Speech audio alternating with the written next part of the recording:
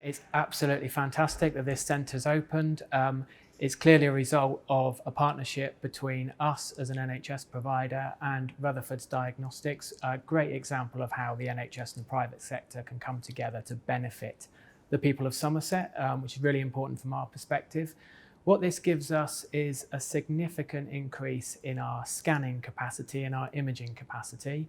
And we know, and this is much worse since the pandemic, we've got a lot of patients who are waiting longer for their diagnostic tests.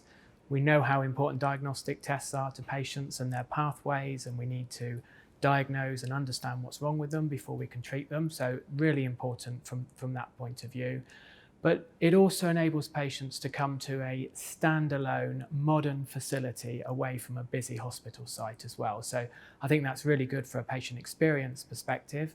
But it also enables us to prioritise the capacity that we've got at Musgrove Park Hospital, for example, for those emergency patients or those of patients who are actually already in the hospital, in beds in the hospital, and we can prioritise that diagnostic capacity for them as well. So I think all round this is good for patients, but it's also good for the health system and how we care for the whole Somerset population as well.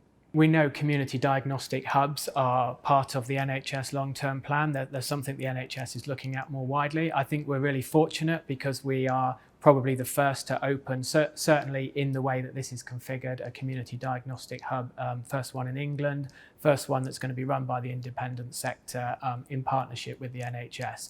So that's absolutely fantastic from our point of view, but you can certainly see this model being rolled out on a much wider basis.